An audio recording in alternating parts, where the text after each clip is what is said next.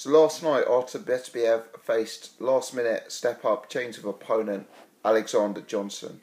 Johnson, he's an experienced guy, supposedly more experienced than his resume suggested. Apparently been along the scene for a long time, done a lot of sparring with the top guys, and you can kind of see that in this fight. I know he only had something like 18, 19 fights, but he kind of looked very much like a veteran in there. He looked very well schooled. He looked very experienced.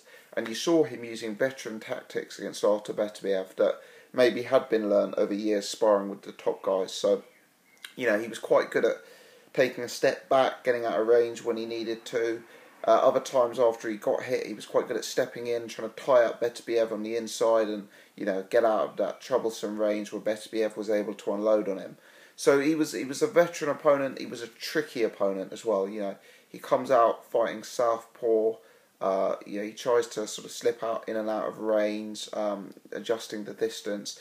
He wasn't necessarily as easy to hit and as stationary as some of Beterbiev's previous opponents. So, perhaps no surprise that he took Beterbiev a bit deeper into this fight, and it went to round 7. Now, Alexander Johnson had never been stopped before, so fair play to Beterbiev for getting that done and for being the first man to stop him. Having said that, he was a last-minute opponent. He hadn't had too much time to prepare. So, potentially the stoppage could have been slightly more expected, I guess you could say.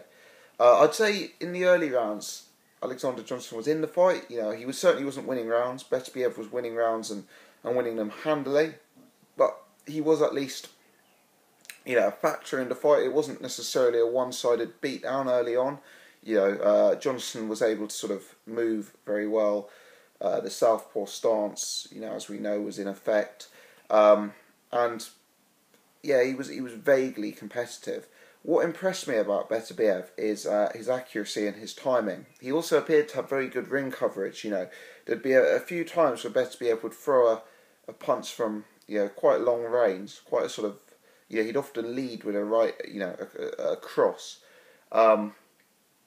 And I thought he did a very good job of landing on Alexander Johnson accurately, especially given that the opponent was a sort of moving opponent fighting out of a southpaw stance. So, fair play to Beterbiev there. I thought there was the slight early indications that potentially he could be outboxed. I'm not saying Alexander Johnson did that, but he was slightly hittable. Beterbiev was. Johnson was catching him with a few things. Johnson was trying to move around him, and obviously Alexander Johnson is an opponent at a certain level. I think BoxRec have him rated 87th in the world at light heavyweight, and you do wonder if a sort of top 5, top 10 light heavyweight, who brought similar attributes to the table as Johnson, but at a much more advanced level, would have more success against Artur Beterbiev. But essentially, it was a good performance from Beterbiev. He didn't use the jab perhaps as much as I'd like, but he set things up behind the jab. That right hand lead, and then he was keen to sort of get inside and throw bombs and unload as well. So, relatively well-rounded performance from Beterbiev. My only concern, as I've said, is at the elite level, is he hittable? Will he be outboxed? Especially if he's having to, weight drain to get down to the 175 limit. Could that be an effect? I watched his amateur fight, I think it was the London Olympics, against Alexander Usyk, which is a fight he lost.